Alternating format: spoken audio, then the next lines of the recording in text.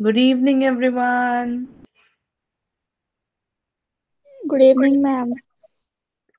कैसे हो आप ईशा एंड मीनाक्षी? हम ठीक है मैम, आप कैसे? बढ़िया बच्चे, बढ़िया एकदम।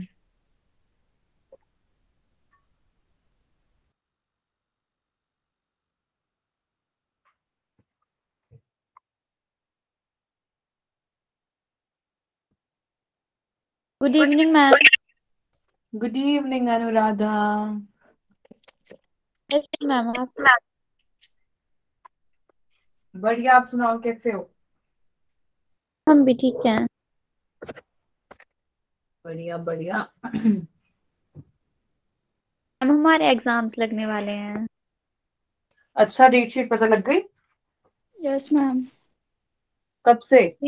3 मार्च से हैं। 16 मार्च। अच्छा, बहुत कम टाइम है यार। जी, क्या कह रहे हो? 3 मार्च से। हाँ हाँ, 15 ना। ओके।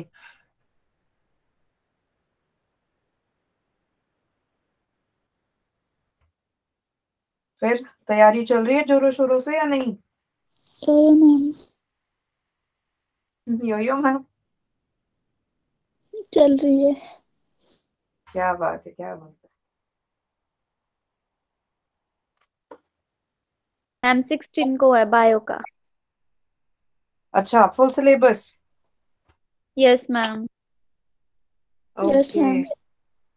हमारा भी सेम। सेम है। आप दोनों एक ही यस मैम। डिस्ट्रिक्ट से हो क्या? गुड मैम मैं evening ma'am. Good evening, good evening. क्या बोला बच्चे? मैं अनुपमा और सुनिधि है मैम, एक ही स्कूल से और एक ही डिस्ट्रिक्ट से। अच्छा, आप अनुपमा और Sunidhi. Sunidhi. Okay okay. Same class है आप लोगों की स्कूल में? Yes ma'am. मैम। क्या बात है, फ्रेंड्स हाँ।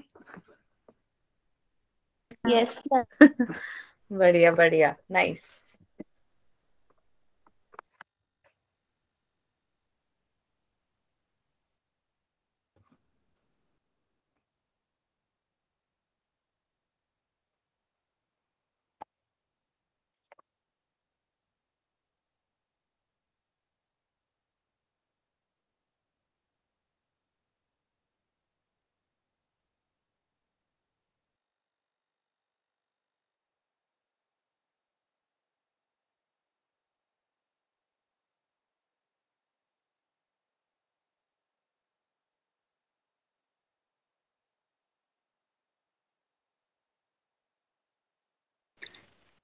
Good evening ma'am. Good evening Sunidhi.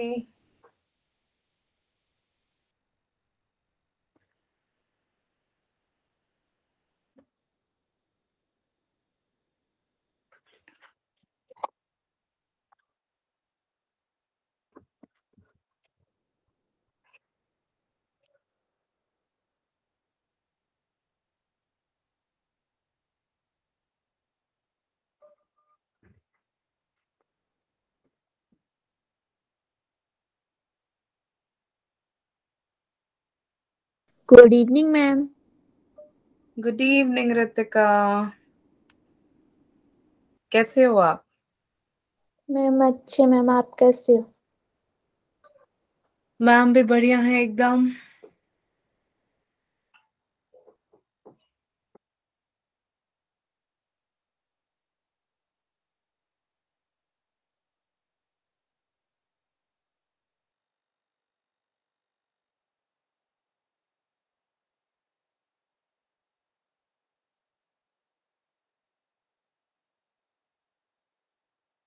Good evening ma'am. Good evening, good evening. कैसे हो आप हर्षितिका? ठीक हूँ मैम, आप कैसे हो? बढ़िया बच्चे, बढ़िया। Good evening ma'am. Good evening, कैसे हो महक? मैम ठीक हूँ, आप कैसे हो? बढ़िया बढ़िया।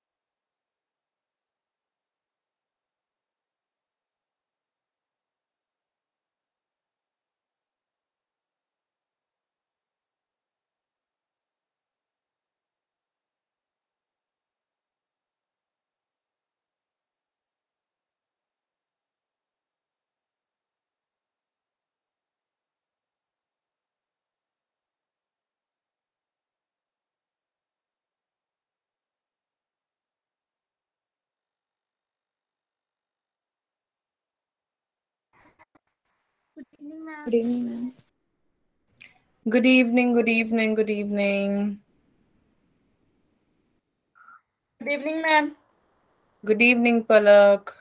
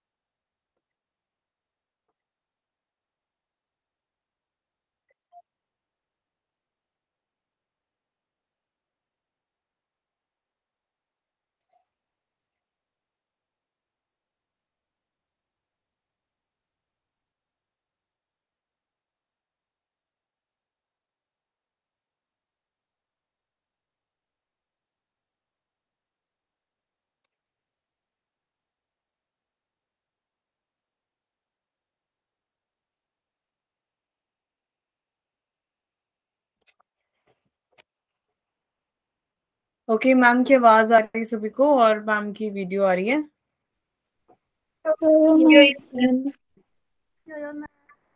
um ओके, एक सेकेंड।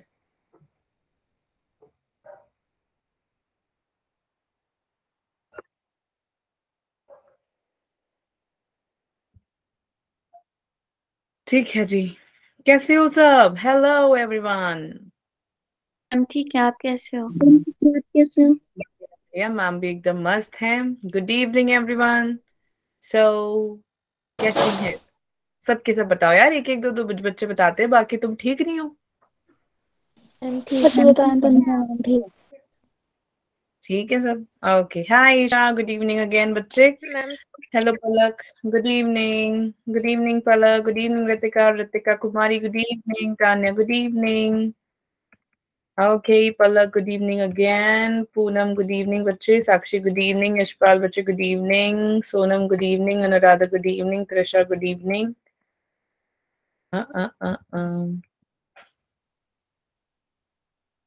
खुशी, गुड इवनिंग। तो exam, good evening Helen ma'am, good evening Aditi, good evening Jyotsna. Okay fine, good evening ma'am. एक बात पूछनी थी, बिल्कुल पूछो बच्चे। Good evening ma'am. Good evening कशिश। हमारे ना एग्जाम आने वाले हैं, तो मतलब क्लासेस की हॉलीडेज वगैरह कुछ नहीं होंगे क्या? हाँ हाँ बिल्कुल। अच्छा, मैंने ना आपकी बैच को बताया नहीं है यार, मैं आपको बताती हूँ, एक मिनट रुक जाओ। आपकी जो क्लासेस हैं वो खत्म हो रही हैं, ठीक है? कब हो रही है पता है आपको? किसी को पता तो होगा। No ma'am. नो मैम, बताया नहीं नहीं? किसी पता। और टीचर ने भी नहीं बताया आपको? मैम बता दो। No ma'am. 3 मार्च को नहीं खत्म हो रही आपकी क्लासेस। अवंती की तरफ से 11th क्लास के लिए खत्म हो रही हैं 4 24 20, हाँ 24 फरवरी। मैम यस, हमारे पेपर है 3 मार्च से। 3 मार्च से पेपर है। ठीक है, सर काफी। मैम 3 मार्च से पेपर, मैम मैम आ देख आ गई। कब से है खुशी? 3 मार्च। सबके 3 मार्च है? Yes yes ma'am. मैम। सारे एक ही स्कूल में हो क्या? No ma'am. No ma'am. Ma'am क्या बोल रहे हो मैम? क्या मैम सुन रहा है मैम सब? हमें मैम में भी हो सके। महक, आपने जो बोला मुझे नहीं सुनाई दिया, आप चैट पे लिख देंगे। पहले तो क्लास आपका लास्ट वीक खत्म हो जाना था। फिर देखा गया कि मतलब काफी चैप्टर्स, इंपॉर्टेंट चैप्टर्स रहते थे, है ना? तो इस वजह से और भी जो टीचर्स हैं वो भी और भी बैचेस हैं ना, तो हमारे कुछ काफी बैचेस हैं, काफी टीचर्स हैं, तो उन्होंने सबने मतलब फिर डिसाइड किया कि 24 फरवरी को लास्ट होगा। मैम गवर्नमेंट स्कूल में डेट शीट सबकी सेम ही होती है। अच्छा ओके ओके ओके। महक हम बोल रहे थे कि अप्रैल में भी हो सकते हैं। अच्छा ओके। आई गेस ऑलमोस्ट सभी गवर्नमेंट स्कूल से ही है, कोई है ऐसा प्राइवेट स्कूल से है? No ma'am. No ma'am. Government school से ही है ना। ठीक है ओके। तो 24 होगा आपका लास्ट डेट, ठीक है। मैम उसके बाद नेक्स्ट वीक खत्म हो जाएगा, 10 मार्च से हैं पेपर, ठीक है कोई बात नहीं। तो बस मैम फिर से कब होगी स्टार्ट? हाँ जी मैम फिर कब होगी स्टार्ट बाद में? फिर आपका मार्च एंड में या फिर अप्रैल की स्टार्टिंग में होगा। डेट फिक्स नहीं है अभी, बट हाँ ये फिक्स जरूर है कि 24 को आपका लास्ट डेट है एग्जाम्स का, सॉरी अवंती की क्लासेस का, ठीक है। और एक जो टेस्ट होगा आपका इस संडे को, पार्ट टेस्ट, जिसमें बायो का चैप्टर है आपका breathing and exchange of gases, ठीक है। ग्रुप में सबने मैसेज पढ़ लिया? मैम हाँ तो वो हाँ जी, तो वही है, all the best, do well, ठीक है। हाँ बाकी क्लासेस तो खत्म हो जाएंगी, बट इसका मतलब ये नहीं है कि टीचर्स अवेलेबल नहीं है।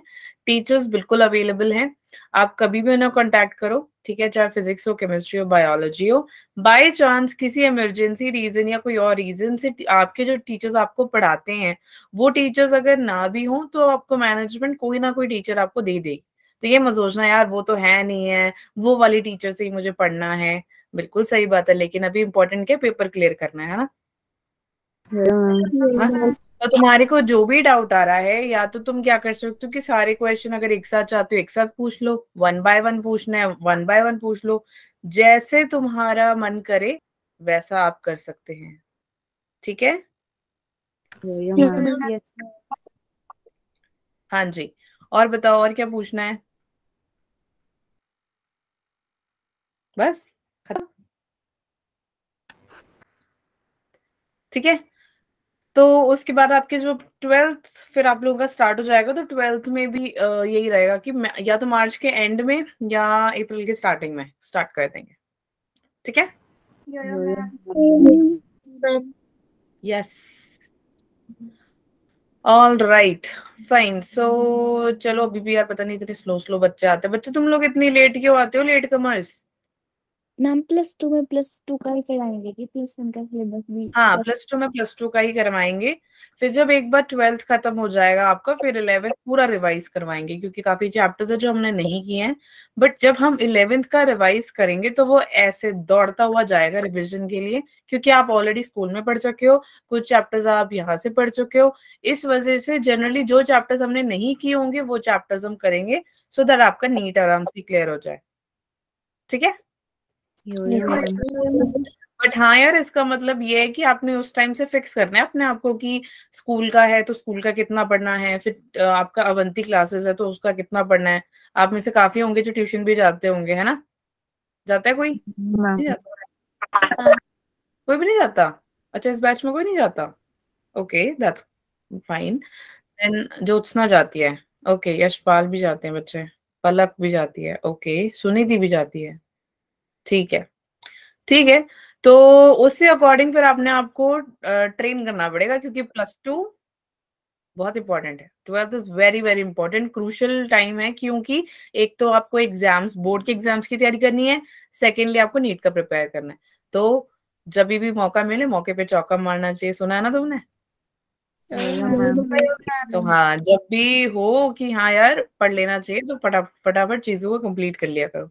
और ऐसा बहुत बार होगा जब आप 12th में आ जाएंगे, या ऐसा होगा कि आप बहुत ज्यादा डिमोटिवेट हो जाओगे, पढ़ने का मन नहीं करेगा, क्योंकि इतना सारा पढ़ने को होगा, 11th का भी पढ़ना है, 12th का भी पढ़ना है, इतना सारा पढ़ना है, तो क्या हो जाता है, बच्चा डिमोटिवेट हो जाता है, ठीक है। जिस फेस में आप हो, मैम उस फेस से निकल चुके हैं, तो इसलिए मैम आपको अपना एक्सपीरियंस बता रहे हैं, ठीक है। तो इसका मतलब ये नहीं है कि डिमोटिवेट होके क्लास छोड़ दिया, स्कूल छोड़ दिया, घर पे बैठ गए, नो, ऐसा नहीं करना आपने, ठीक है। समझ में आ गया? हाँ, तो उसको चलो एक दिन आप अपना क्या बोलते हैं दुख झेल लो, 2 दिन झेल लो, चलो 3 दिन झेल लो, 1 हफ्ता झेल लो, लेकिन 1 महीना नहीं। 1 महीना अगर आप दुख मनाते रहोगे तो फिर खुशियां कब मिलेंगी तुम्हें? हैं? बताओ यार। करने के बाद नहीं सुनना मुझे। मैंने कहा कि अगर तुम सारा टाइम दुख की तरफ देते रहोगे तो तुम्हें खुशियां कब मिलेंगी? खुशियां तभी मिलेंगी ना जब वो छोटी छोटी खुशियों में खुश हो जाओगे। अब जरूरी भी नहीं है कि तुम्हें पूरा चैप्टर समझ आए। कुछ टॉपिक्स होंगे जो तुम्हें समझ में आ गए तो तुम्हारा मन करेगा कि मैं आगे भी पढूं। कुछ होगा कि तुम्हारे को नहीं समझ में आया तो तुम कहोगे छोड़ देते हैं। छोड़ दो, 1 दिन छोड़ दो, 2 दिन छोड़ दो, तो तीसरे दिन ना पूछ लेना उसे। ये नहीं है कि छोड़ के बैठ गया और वही पेपर में आ गया तो गए ना काम से तुम। ठीक है, ये 11th के लिए 12th के लिए भी है। ठीक है, तो ट्राई करो बच्चे कि जितना भी जो भी आपके चैप्टर्स हैं, फिजिक्स हो, केमिस्ट्री हो, बायोलॉजी, 11th के लिए बोल रही हूँ मैं, आपके पास टाइम कम है, चैप्टर्स बहुत ज्यादा है, कईयों को फुल सिलेबस है, कईयों को क्वार्टर है, बट जैसा भी है हमें तो एग्जाम क्लियर करने से मतलब है ना। हमें तो 12th में जाना है, यही हमारा गोल है अभी, है ना। और मैम कोशिश करेंगे जो लास्ट डे होगा आपके हमारी क्लास का, उस दिन हम इंपॉर्टेंट चीजें, कैसे डायग्राम बनाना है, कैसे लिखना है, कैसे पेपर करना है, ये सब पढ़ेंगे। ठीक है मैम ओके, मैम चलो 12th में भी आप ही बड़ी पढ़ाओगे? टेंशन हो रही है। रिएक्शन। मीनाक्षी, 2 बच्चों ने बोला, एक तो महक ने कुछ बोला, एक मीनाक्षी ने बोला। पहले मीनाक्षी बोलो।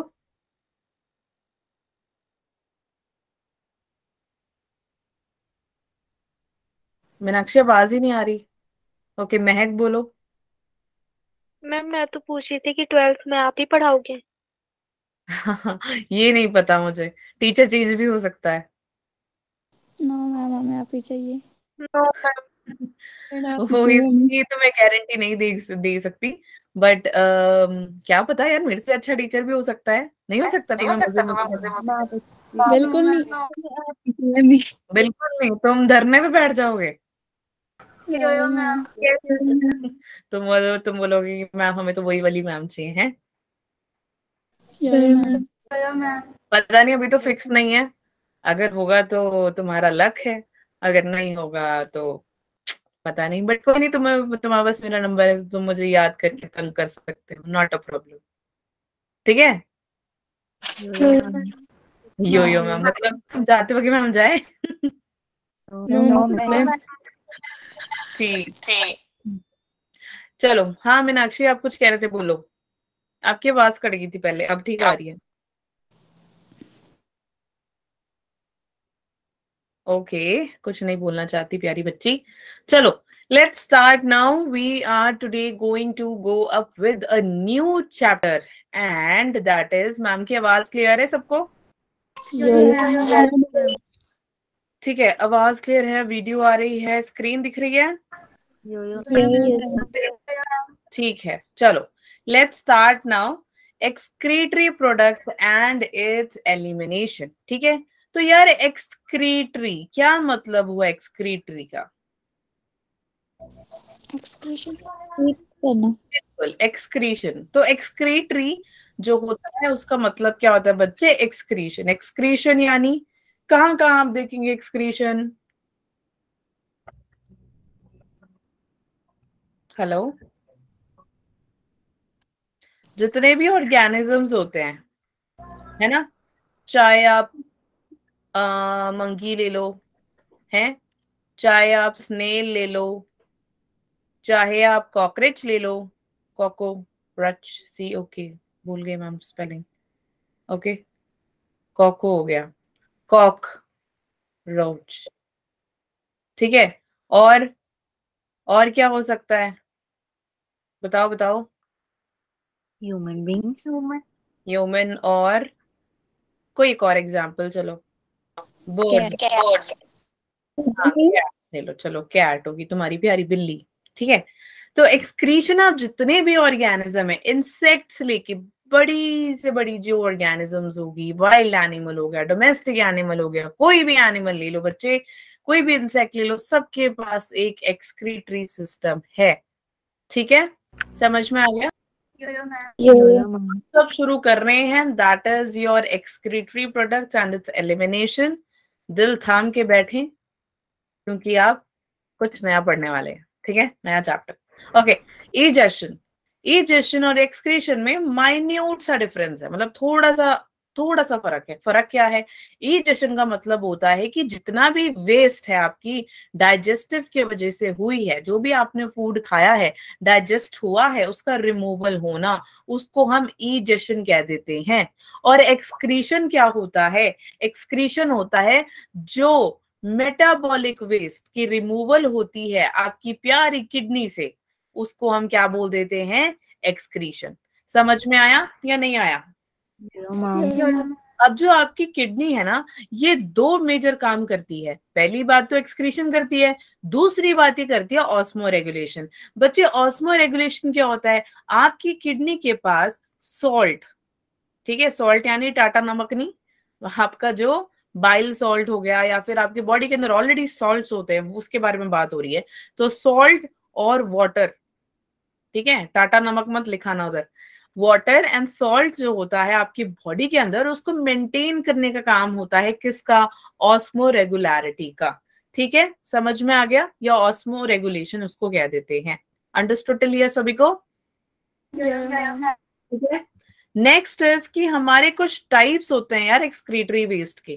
पहला है एमोनिया, फिर है यूरिया, फिर है यूरिक एसिड। ठीक है, इन तीनों को हम एक एक करके अच्छे से डिस्क्राइब करके पढ़ेंगे कि ये लोग है कौन और ये इतना इंपॉर्टेंट क्यों है। इन सब में से सबसे ज्यादा जो खतरनाक होता है वो है एमोनिया। कौन है? बहुत ज्यादा, द मोस्ट टॉक्सिक वन। ठीक है, वो होता है ना घर में सबसे शरारती बच्चा, होता है या नहीं होता?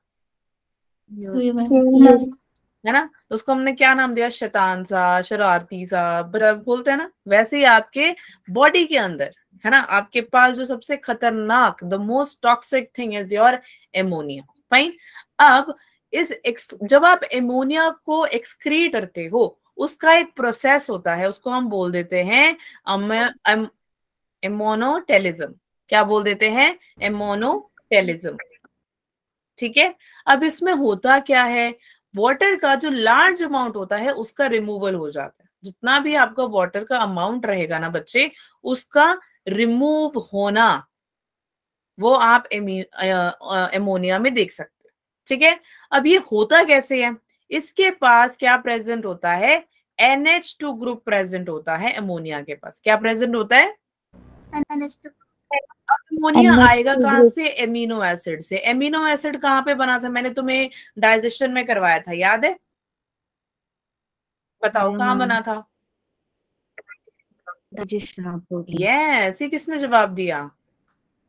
क्या नाम है बच्चे का?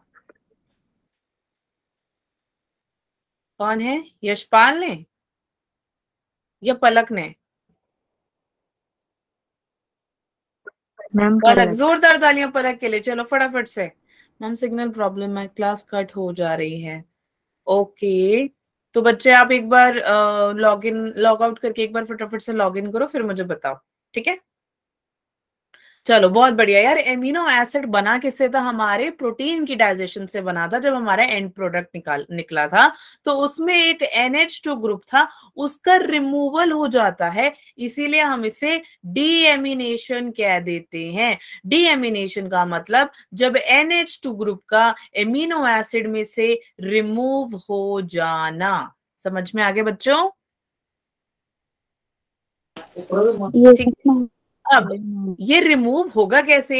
एमोनियम के अंदर जो एमोनियम होता है उसमें कुछ आयंस प्रेजेंट होते हैं। अब आयंस प्रेजेंट है तो डिफ्यूजन होगी। डिफ्यूजन होगी कहाँ पे? जो आपकी बॉडी सरफेस होती है। अगर ह्यूमन की बात करें तो बॉडी सरफेस, अगर फिशेस की बात करें तो गिल सरफेस। तो वहां से एमोनियम का क्या बोलते हैं? रिमूवल हो जाता है ना। इस वजह से आप देख सकते हो जो ऑर्गेनिजम्स होते हैं उसमें जो जिनके पास एमोनिया प्रेजेंट होता है उनको हम क्या बोल देते हैं? उनके जिसके एक्सक्रीटरी वेस्ट में एमोनिया प्रेजेंट होता है उसको हम एमिनोटेलिक ऑर्गेनिज्म कह देते हैं। यहां तक समझ में आ गया सभी को? Yo-yo. तो तो अब यार ऑब्वियसली मैंने गिल भी बोल दिया और मैंने बॉडी सरफेस भी बोल दिया, बोला या नहीं बोला अभी, है ना? तो इसका मतलब हमारे पास फिशेस भी हैं और एम्फीबियंस भी है। एक्वेटिक एम्फीबियंस हो गए, टैडपोल हो गया फ्रॉग का, एक्वेटिक इंसेक्ट, बोनी फिशेस। एक होते हैं हमारे पास बोनी फिशेस भी होते हैं, एक कौन से होते हैं, कार्टिलेजस फिशेस भी होते हैं, ठीक है। मोस्ट ऑफ द इनवर्टिब्रेट्स के पास भी क्या है, एमेनोटेलिक ऑर्गेनिज्म, सॉरी एमोनिया प्रेजेंट है, इसीलिए हम इन्हें क्या बोल देते हैं, एमेनोटेलिक ऑर्गेनिजम्स कह देते हैं। समझ में आ गया सभी को? यहाँ पे कोई डाउट है बच्चों? No ma'am. चलो नेक्स्ट में चले। यूरिया लिख लिया तुम लोगों ने? लिख लो फटाफट।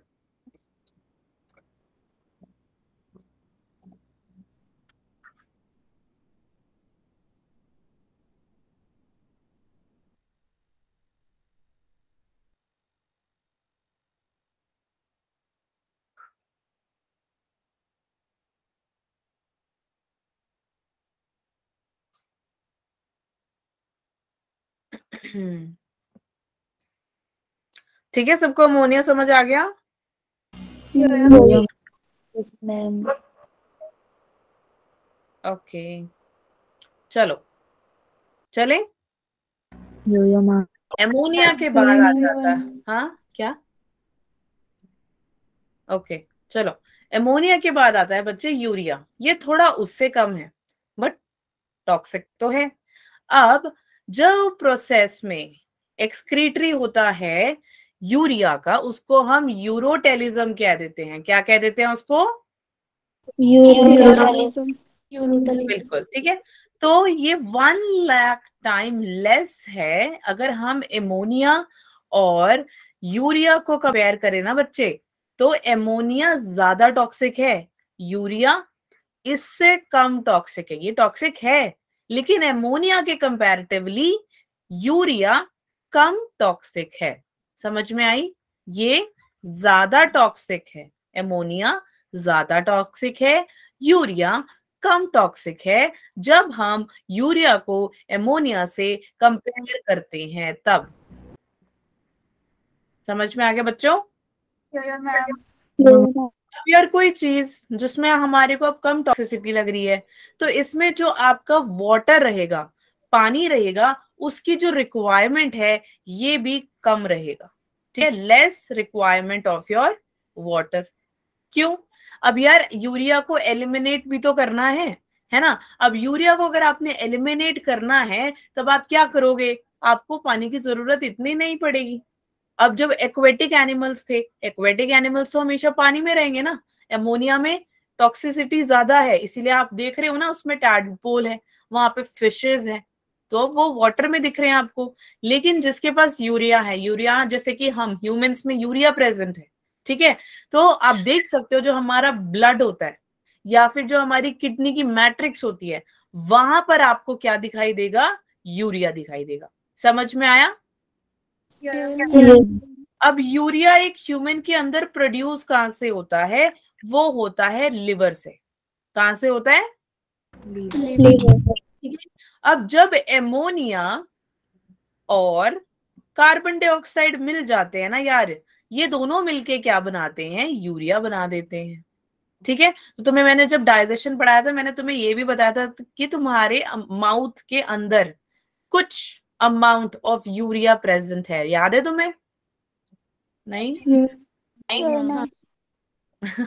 ठीक है ठीक है। तो याद रखना कि यूरिया आपकी बॉडी के अंदर प्रेजेंट है। कैसे फॉर्म में? यूरिया के अंदर एमोनिया और कार्बन डाइऑक्साइड प्रेजेंट है, ठीक है। अब ये इसकी जो एक्सक्रीशन होती है, जो आपकी लिवर में तो यूरिया बन गई, लेकिन ये आगे जाती किधर है, इसको एक्सक्रीट आउट कौन करते हैं, इसको करता है आपकी किडनी, ठीक है। तो समझ लेते हैं, जैसे इस डायग्राम को समझेंगे पहले सारे। ये है आपका यूरिया, यूरिया है कहाँ पे, लिवर के अंदर। किधर है?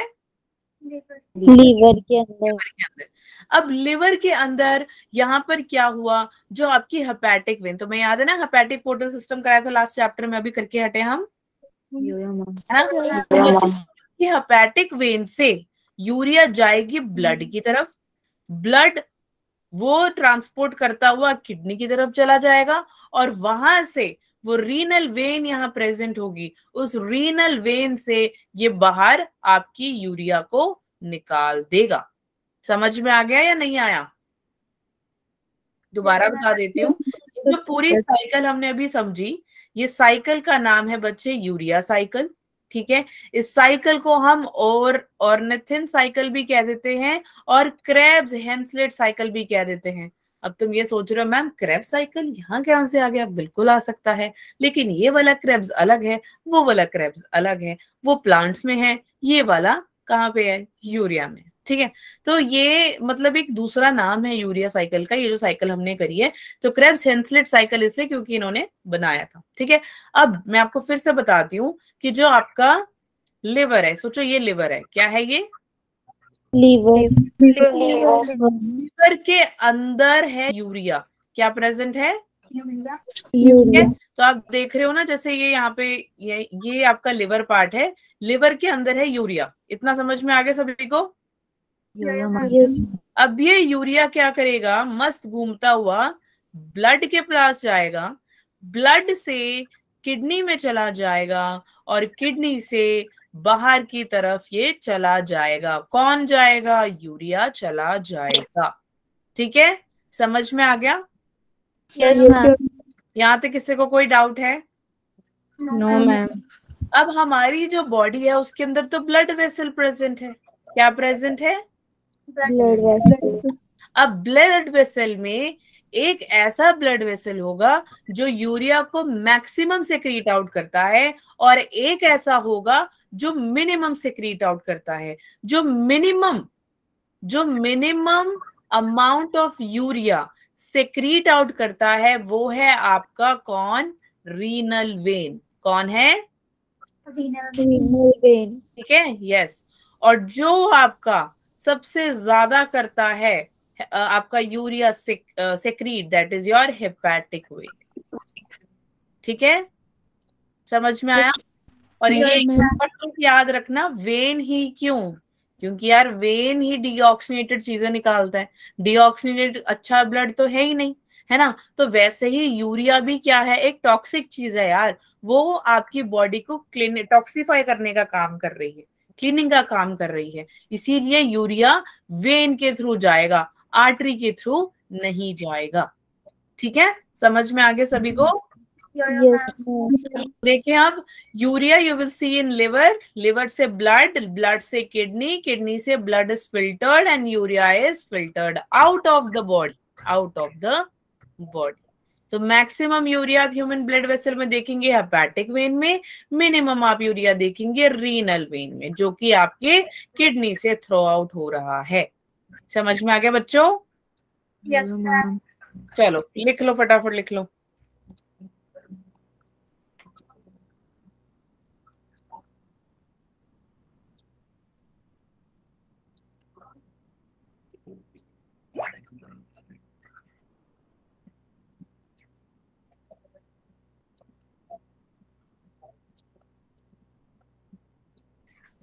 ये डायग्राम बना लेना। अच्छा, डायग्राम में थोड़ा सा चेंज है, लिवर के अंदर है यूरिया। ठीक है, फिर वो लिवर के हेपेटिक वेन से जाएगा, तो यूरिया की जगह लिवर लिख देना बस। चलें आगे? डन? 1 मिनट। अच्छा 1 मिनट वेट कर लेते। चलो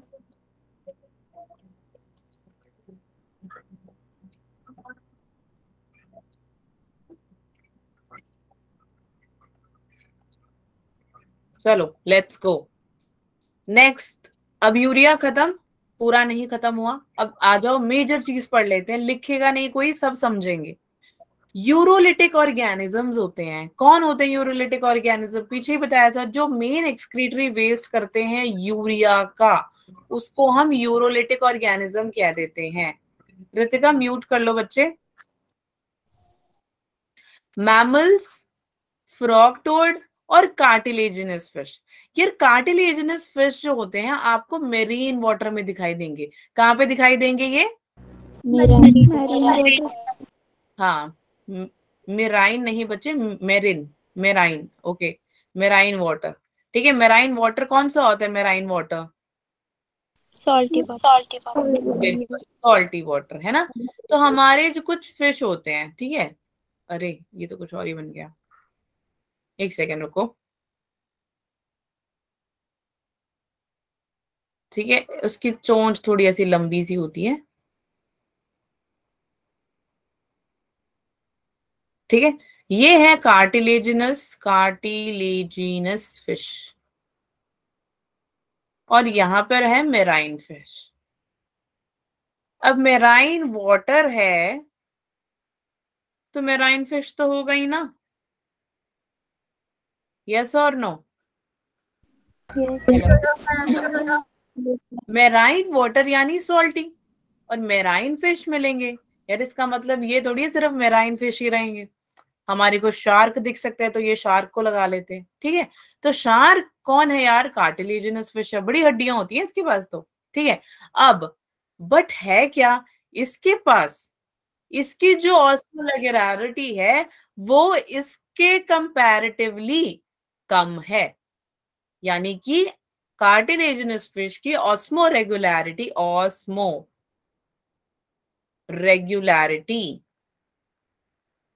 कार्टिलेजिनस फिश की इज लेस, और मेरीन की होती है ज्यादा। समझ में आया? ऑस्मो रेगुलैरिटी मेराइन फिश की होती है ज्यादा और कार्टिलेजिनस फिश की होती है कम। सोचो जैसे क्यों होती है यार? क्योंकि इसके अंदर अब ये देखो वाटर को रेजिस्ट नहीं कर सकते। अब अगर आपके बॉडी के अंदर पानी की कमी हो जाए तो क्या होगा? डिहाइड्रेशन। बिल्कुल डिहाइड्रेशन, है ना। Less of water in your body, that is called as dehydration. पानी की कमी हो गई, है ना। पानी की कमी हो जाती है तो क्या होता है? एक इंसान के साथ क्या होता है? चक्कर खा के गिर जाता है ना। मतलब गिर जाता है, ऐसा लगता है कि उल्टी का मन तो नहीं, ऐसा जी घबराता है, होता है या नहीं होता?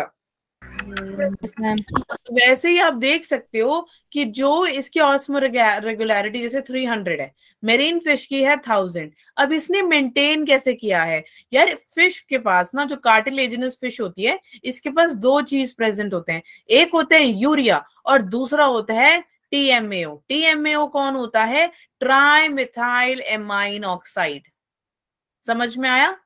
अब ये दोनों जब इसके पास प्रेजेंट होते हैं, क्योंकि वाटर तो ये निकाल ही देगा, अब वाटर निकाल देगा, डिहाइड्रेशन हो जाएगी, मरने के चांसेस है। इसीलिए ये क्या करेगा बच्चे? ये यूरिया प्लस टीएमओ को अपने अंदर स्टोर करके रखता है, जिसके वजह से ऑस्मोलैरिटी मेरीन फिश से भी ज्यादा, मेरीन फिश से भी ज्यादा कार्टिलेजिनस फिश में होती है। ऑस्मोलैरिटी का मतलब क्या होता है? कि number of salutes over total number of solution. ठीक है, तो ये आपके ये क्या करता है? बैलेंस करने का काम करता है। समझ में आ रहा है तुम लोगों को? यहाँ पे कोई डाउट है किसी को?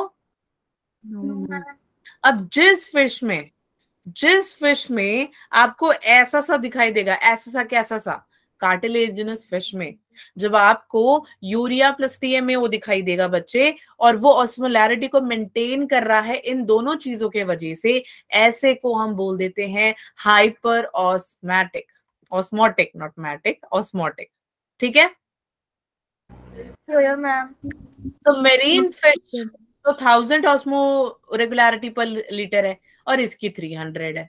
ठीक है, बस एक यूरिया और एक टीएमएओ ने इसको बचा लिया ताकि ये इसकी डिहाइड्रेशन ना हो और ये ना ही मरे। इसीलिए इसमें आपको क्या दिखाई देगा? ऑस्मो रेगुलैरिटी दिख रहा है, इसीलिए ये हाइपर ऑस्मोटिक है। ओके, समझ आ गया? लिख लो। चलो,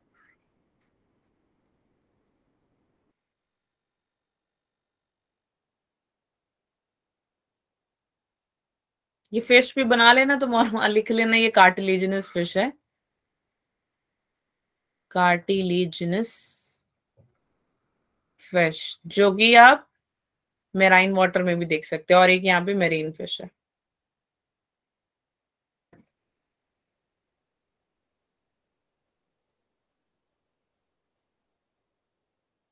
कोई है ऐसा जिसको समझना आया हो? हम एक बार रिपीट कर देना। कर देते।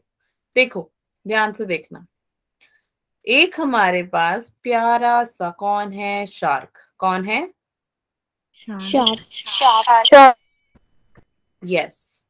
ये जो शार्क है, इसका ना, ये कैसी शार्क है? ये है कार्टिलेजिनस फिश। ठीक है, तो ये कहाँ पे रह रही है? रुक जाओ, ऐसे तो समझ ही नहीं आएगा ना।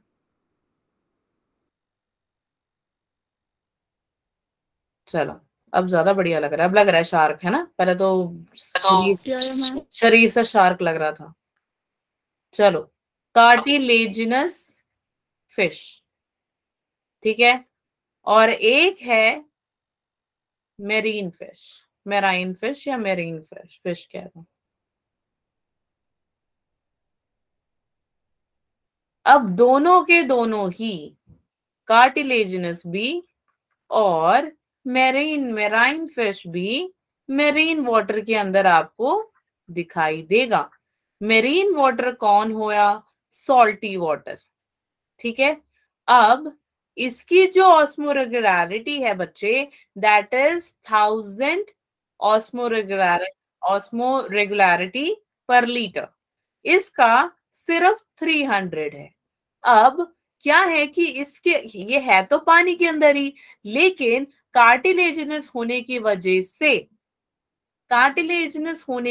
से इसके अंदर जो H2O होगा, पानी होगा, वो बाहर निकल आएगा, जिसके वजह से इसको हो जाएगी डिहाइड्रेशन। डिहाइड्रेशन होगी तो मतलब क्या होता है? वाटर का रिमूवल। यस और नो? ठीक है। अब अपने बॉडी के अंदर एक ऑस्मोरेगुलरिटी को मेंटेन करने के लिए, बैलेंस करने के लिए, ये क्या करेगा? इसके पास यूरिया प्लस TMAO होगा, और ये दोनों मिलके क्या करेंगी? ये दोनों मिलके कार्टिलेजिनस फिश के अंदर स्टोर हो जाएंगी। स्टोर होने की वजह से ये जो मेरीन वाटर है, उसके अंदर मस्त आराम से जी सकती है, जैसे मेरीन फिश रह रहा है। अगर डिहाइड्रेशन हो जाए तो चांसेस हैं इसकी कि ये मर सकता है। ठीक है। अब बट ऑस्मोरेगुलरिटी हो रही है, यूरिया और TMAO प्रेजेंट है, जिसके वजह से वो उसकी बॉडी के अंदर स्टोर हो गया है, और इसीलिए हम ऐसे को बोल देते हैं hyper osmotic. Okay, understood clear? आप देख सकते हो कि जो कार्टिलेजिनस फिश है, वो फिर ज्यादा ऑस्मोरेगुलरिटी है इसके अंदर, अगर हम मेरीन फिश से कंपेयर करें। समझ में आ गया? Because of your urea and your TMAO। ठीक है, समझ में आ गया? चलो, ये डायग्राम बना लो। जिसने नहीं बनाया तो डायग्राम नहीं बनाओगे तो याद नहीं रहेगा। ठीक है, ओके। चलो next, uric acid. Uric acid क्या बोलता है यार? यूरिक एसिड है सबसे ज्यादा लीस्ट टॉक्सिक। इसको ना पानी की तो कतई जरूरत नहीं। ठीक है, पानी की तो जरूरत ही नहीं है इसको कि एल्यूमिनेट करने की कोई जरूरत नहीं है। तो it is excreted in solid form as pellets. Pellet की फॉर्म में होता है ये। और आप देख सकते हो कि जो ये प्रोसेस होता है, इसको हम क्या बोल देते हैं? यूरियोकॉटिलिज्म। यूरिक एसिड की जो एक्सक्रीटिंग प्रोसेस होती है, उसको हम यूरोकॉटिलिज्म कह देते हैं। अब ये बनती कैसे है? ये बनती है प्यूरिन से, एडेनिन से, गुआनिन से। सुना है तुमने ये वाली part? PAG? No ma'am, no ma'am. कौन है भाई?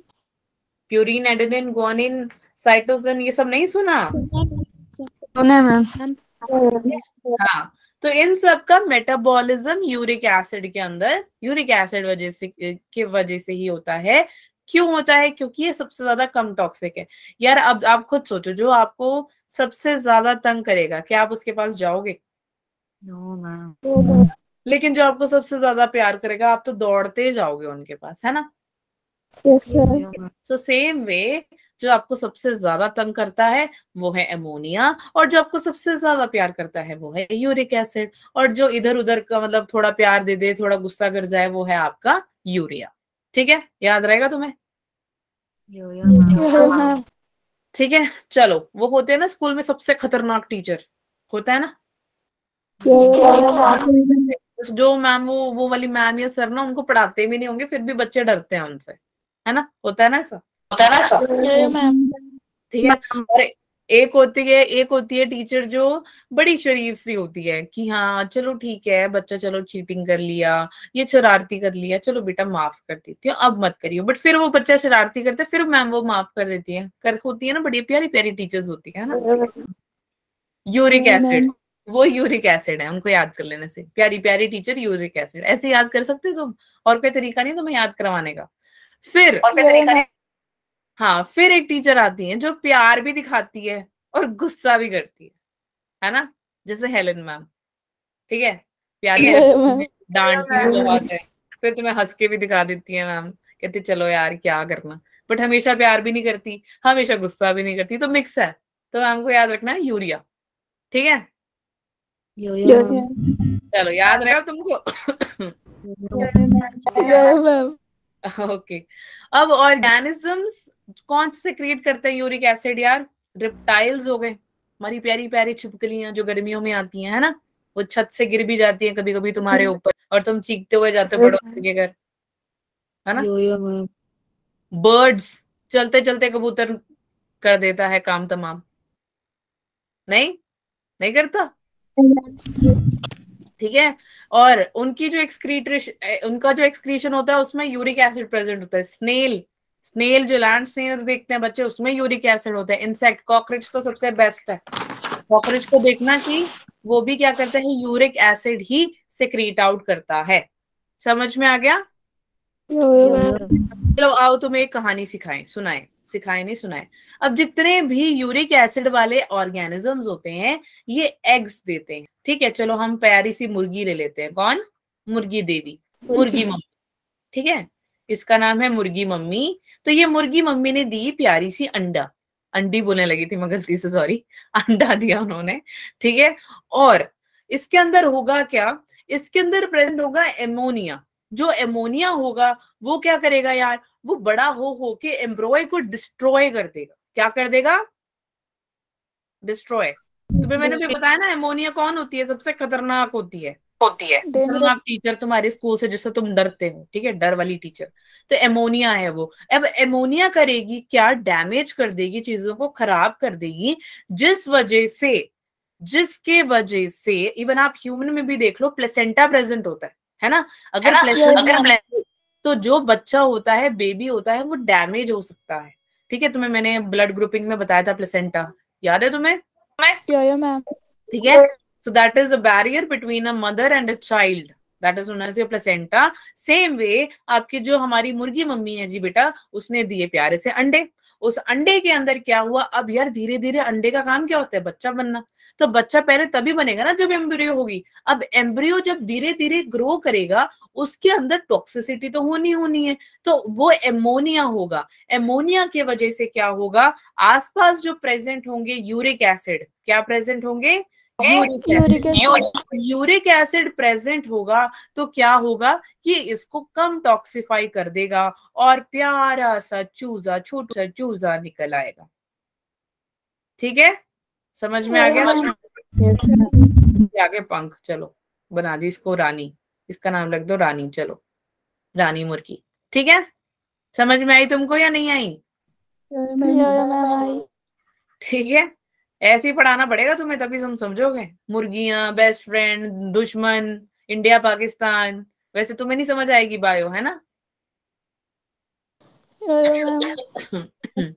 चलो डन, सबको समझ में आ गया कि क्यों ये हमारे जो एगलिंग ऑर्गेनिजम्स होते हैं उसके अंदर यूरिक एसिड क्यों होता है? क्योंकि अगर उसके अंदर एमोनिया आ जाए तो वो एम्ब्रॉय को डिस्ट्रॉय कर देंगे, जिसके वजह से आगे पॉपुलेशन नहीं होगी। कोई भी एनिमल, कोई भी बर्ड का ले लो, हेन ले लो, लिजर्ड ले लो, कुछ भी ले लो, ठीक है, रेप्टाइल ले लो, सॉरी, कुछ भी। चलो नेक्स्ट, एक्सक्रीटरी ऑर्गन्स।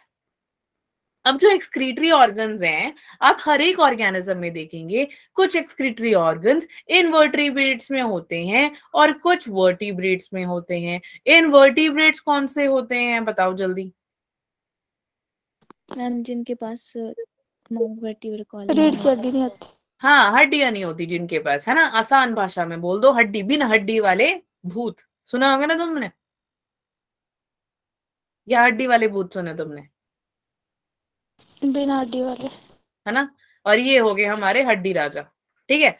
वर्टिब्रेट्स कौन है? हमारे हड्डी, हड्डी है जिनके पास, ठीक है। तो यानी कि हम, है ना, तुम्हारे पास हड्डियां, बिना हड्डियों के घूम रहे, ठीक है। तो बच्चे एक्सक्रीटरी ऑर्गन जहां से स्टार्ट होता है that is your kidney. Invertebrates, invertebrates में आप देखेंगे ट्यूबुलर स्ट्रक्चर। फॉर एग्जांपल कौन ले लेते, चलो अर्थवॉर्म ले लेते हैं, ठीक है, फाइन। तो इनमें ऐसे ट्यूब जैसी चीजें प्रेजेंट होंगी, ट्यूब, सिंपल ट्यूबल स्ट्रक्चर होता है इनके अंदर, तो और वो वहां से एक्सक्रीट आउट कर देती हैं। समझ में आ गया सभी को? चलो बच्चे, this chart is very very very very very very खतरनाक वाला इंपॉर्टेंट, तो ध्यान से सुनना पहले, उसके बाद ही बनाना, ठीक है। अब पहले हम पढ़ेंगे कुछ एनिमल्स और उनके ऑर्गन्स और उनके फंक्शंस, ठीक है। अब कुछ होते हैं यहाँ, कुछ ऐसे एनिमल्स होते हैं जैसे प्लैटीहेलमिंथस। प्लैटीहेलमिंथस के पास, ध्यान से सुनना, लिखेगा नहीं कोई भी, ठीक है।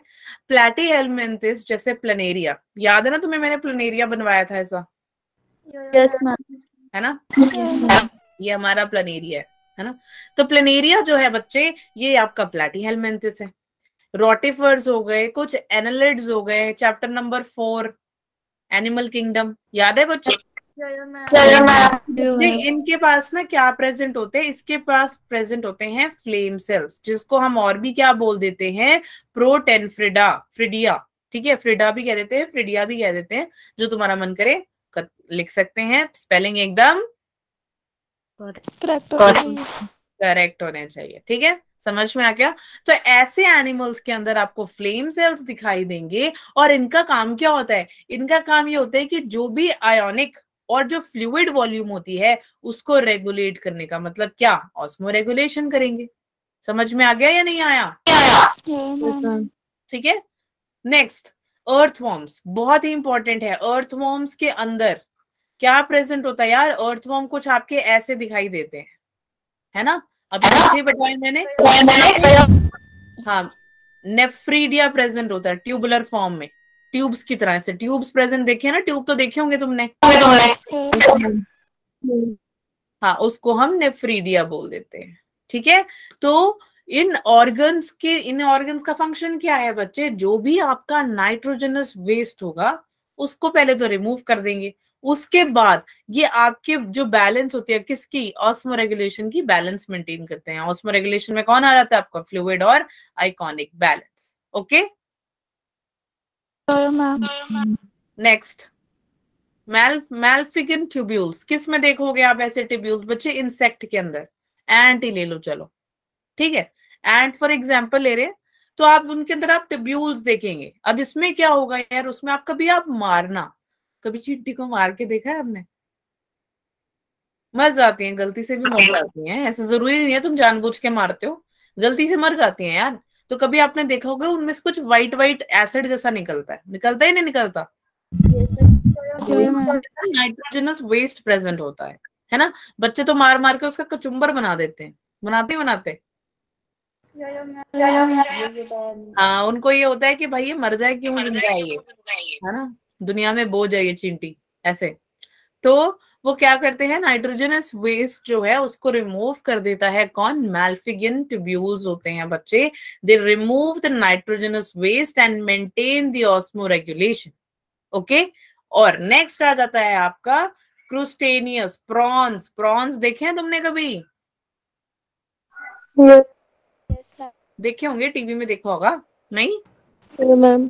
है ना? तो क्रूस्टेनियस में क्या होता है, एक एंटीनल ग्लैंड्स होते हैं, या फिर आप उसे कह सकते हो ग्रीन ग्लैंड्स। ठीक है, ग्रीन ग्लैंड्स होते हैं, इनका काम क्या होता है, इन ग्लैंड्स के थ्रू इनकी एक्सक्रीशन होती है। समझ में आ गया? मैम। और लास्ट है वर्टिब्रेट्स। वर्टिब्रेट्स में क्या होगा, किडनी प्रेजेंट होगी ऑब्वियसली यार, प्यारी प्यारी किडनियां हैं आपके पास, कितनी है, एक या दो या चार? ठीक है, हाँ, तो ये आपकी किडनी है बच्चे। ये किडनी जो है आप उन्हें वर्टिब्रेट्स में, मतलब जितने भी वर्टिब्रेट्स होते हैं उनमें आप देख सकते हो, और उनका फंक्शन क्या होता है, वो भी ऑस्मोरेगुलेशन करती है, ऑस्मोलैरिटी को बनाए रखती है और एक्सक्रीशन करती है। समझ में आ गया सभी को? यहाँ तो कोई डाउट है किसी को? वो थोड़ा सा जो है ना आपका एनिमल वाले चैप्टर से मैच हो रहा है, एनिमल किंगडम वाले चैप्टर से, तो प्लीज इसको पढ़ो अच्छे से, बना लो, चलो बना लो, आप लोग फटाफट से बना लो। तो मेजरली ऑस्मो रेगुलेशन, ठीक है, नाइट्रोजनस वेस्ट,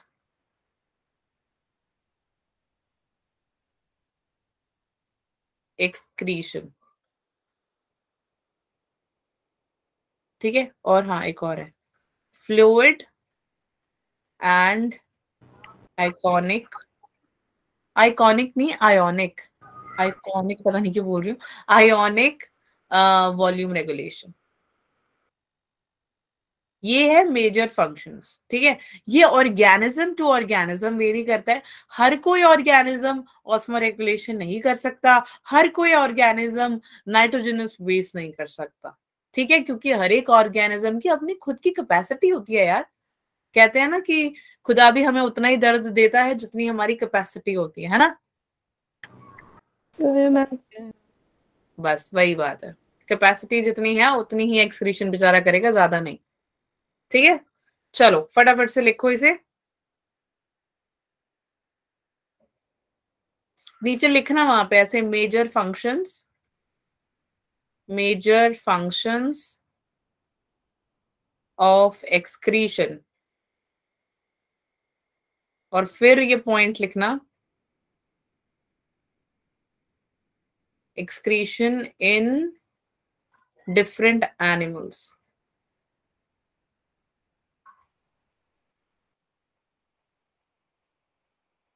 चलो